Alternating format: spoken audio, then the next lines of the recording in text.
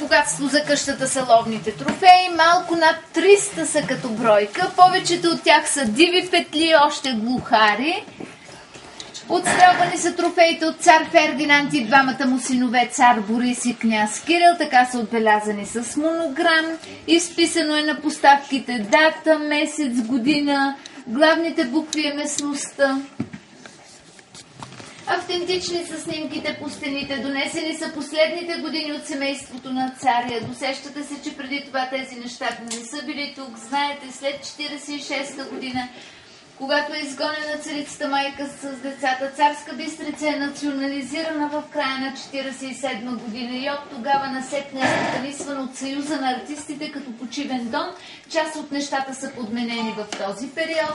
След артистите УБО стопанисвали къщата 30 на години, няколко години Министерски съвет и вече 5-та година е собственост на семейството на царя. Благодарение на него къщата е в този си вид.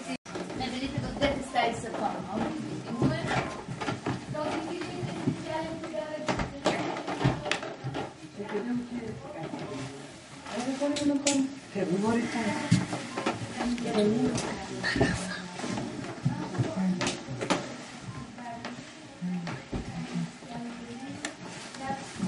От цар Фердинанд, типично в стил на ловците. Снимката с тъмната рамка. Първата сутрин в изгнание царицата майка с децата. Това е сутринта на 17 септември 1946 година на гарата в Истанбул. Оттам ще заминали за Египет до 50-та година, са живяли там, след това в Испания. Широко разпространената снимка на детето цар Симеон, 6 годишен, когато е провъзгласен за цар.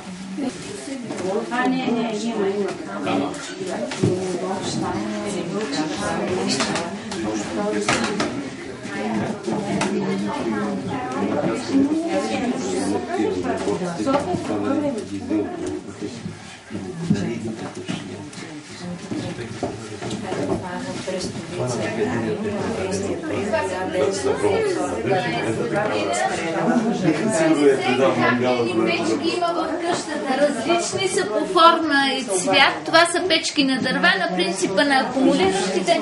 Още от времето на цар Фердинанд и си работят. В шкафовете са малкото останали неща с монограм на цар Фердинанд, майсински порцелан и френски порцелан с монограм на царица Елеонора. Това са ключове на снимка.